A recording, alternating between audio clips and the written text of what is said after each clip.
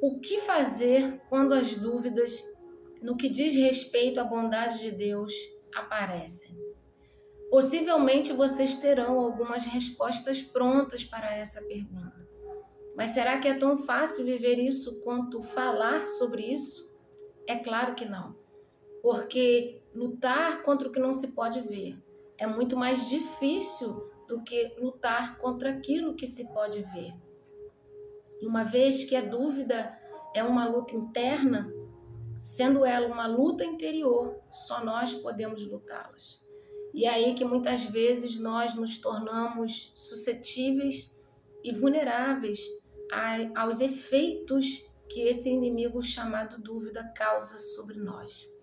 Então, como venceremos essa luta se ela é constante e inevitável?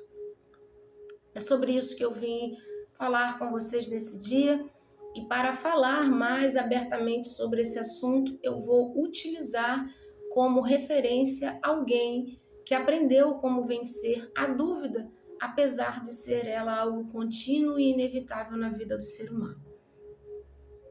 No livro dos Salmos, capítulo de número 23, está contido uma das mais belas canções escritas pelo salmista Davi.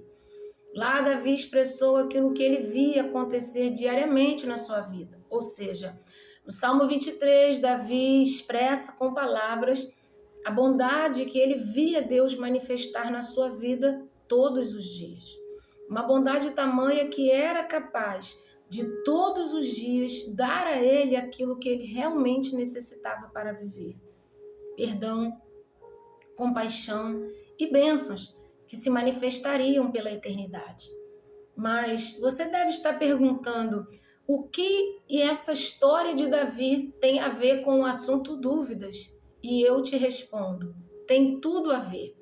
Porque reconhecer a bondade de Deus, amados, é crucial para nós conseguirmos nos proteger das rotas alternativas que a dúvida apresenta a cada passo que damos em direção aos propósitos de Deus para a nossa vida. Só que aqui surge um problema, porque o entendimento a respeito da bondade de Deus geralmente está na mente humana associada a bênçãos materiais, principalmente quando um indivíduo ele está passando por provações. E quando isso acontece, esse indivíduo ele foca só nos problemas. E esse foco, na maioria das vezes, causa nele uma amnésia, na qual vai ocorrer o esquecimento de que as provações também são bondade de Deus na vida do ser humano. São situações que muitas vezes o Senhor não vai impedir de acontecer, amados.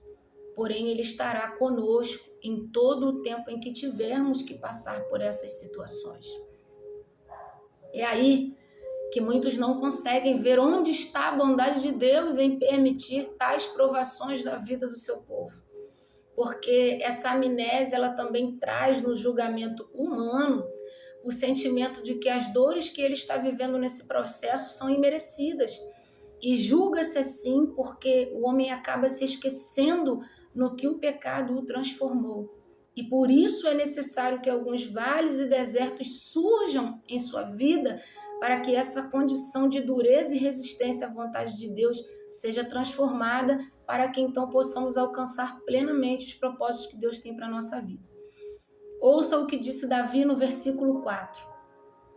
Ainda que eu passe pelo vale da sombra da morte, eu não vou ter medo, porque eu sei que até lá o Senhor estará comigo. Isso foi Davi dizendo: o Senhor não é bom só nos dias bons. O Senhor é bom também nos dias maus.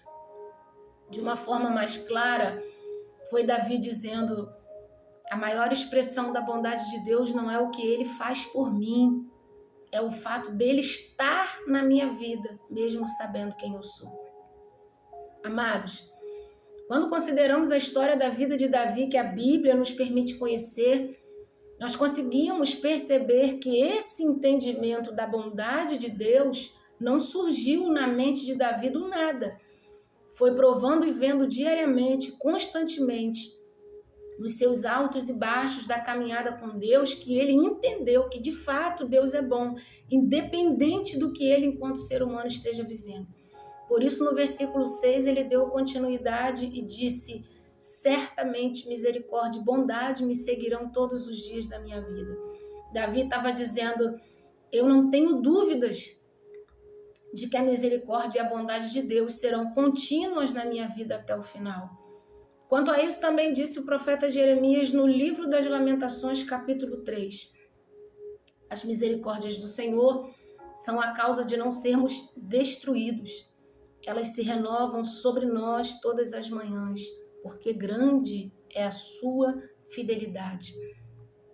Amados, isso foi Jeremias olhando além dos seus problemas e reconhecendo que Deus poderia ter destruído todo o povo por causa das suas transgressões. Mas ao invés de fazer isso, Deus decidiu perdoá-los e dar a eles uma nova oportunidade, porque Ele é fiel a tudo o que Ele diz a respeito do seu povo. E com isso eu me lembro do que disse o apóstolo Pedro à Igreja de Cristo numa certa ocasião. Ele falou o seguinte: vocês são geração eleita, reino de sacerdotes, nação santa, povo que pertence exclusivamente a Deus. Antes vocês não eram povo, mas agora vocês são povo de Deus. Antes vocês não haviam recebido misericórdia, mas agora receberam. Ou seja, agora nós recebemos aquilo que nós não merecíamos e fomos livres daquilo que nós merecíamos. Isso é, amados, misericórdia e bondade. Duas palavras que descrevem o amor leal de um Deus que escolheu o povo para si, nós. E é isso que o Senhor está nos chamando a considerar nesse dia. O Senhor está nos chamando a lembrar de tudo o que Ele fez por nós até aqui, para que possamos reconhecer não só o que Ele fez, mas também quem Ele é na nossa vida. E isso nos fará, irmãos, recobrar ânimo acerca da nossa vida, que tem sido difícil, mas que também tem sido alcançada todos os dias pela misericórdia e graça do Senhor, mesmo em meio às nossas provações. Queridos, Deus tem nos dado vida, numa vida na qual a presença dele está incluída no nosso dia a dia, apesar de sermos maus. Isso já é a máxima expressão de bondade de Deus por nós, porque com isso nós temos tido todos os dias a oportunidade de ser, fazer e viver o melhor que Ele tem para as nossas vidas. Por isso, queridos, somente através da fé, ou seja, é só confiando no Senhor, na confiança que construímos todos os dias com Ele ao longo da nossa vida diária. Só assim nós vamos nos proteger dos efeitos malignos que a dúvida causa na nossa vida, tentando nos desviar da rota que o Senhor propôs para nós. Temos mais do que temos vivido para viver e não podemos deixar que as dúvidas nos impeçam de viver isso. Precisamos nos lembrar como Davi: o Senhor está comigo, o Senhor estará comigo, e por isso certamente a misericórdia e a bondade dele, ou seja, a graça, o favor dele, estarão comigo enquanto eu precisar, até o fim da minha vida. Amém?